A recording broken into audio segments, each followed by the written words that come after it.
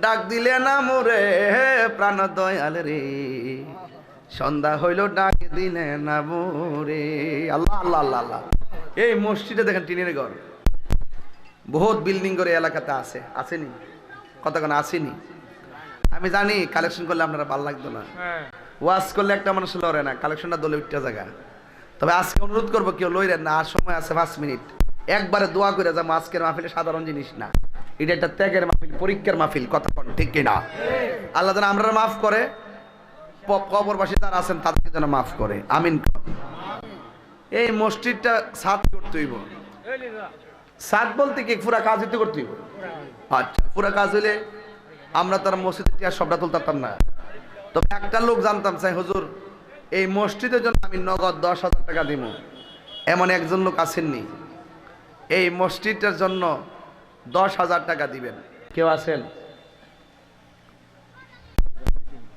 নাম কি?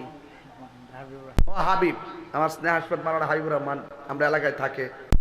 হাবিবুর রহমান দিব 10,000 টাকা, বলেন মারহাবা। আল্লাহকে সুন্নতের ময়দানে কবুল করো, আমিন কর। আরো জোরে বলে আমিন। বাবা আর এই টাকা না দেন উঠতেন না, এটা ঠিক না। আমার রবের ঘরের জন্য বলতেছি, নিজের ঘরের লেগে তো বহুত কিছু করছেন, এবার আল্লাহর ঘরটা কিছু দেন না। আর কে দিবেন 10,000?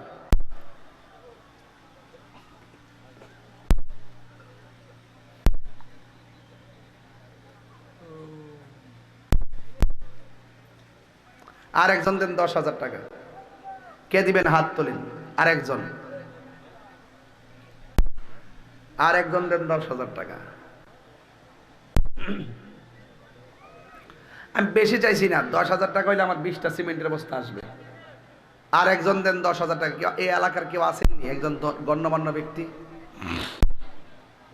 অথবা আল্লাহ আপনার তৌফিক দিছেন, কেউ আছেন?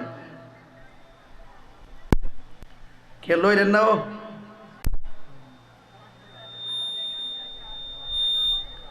কে দিবেন?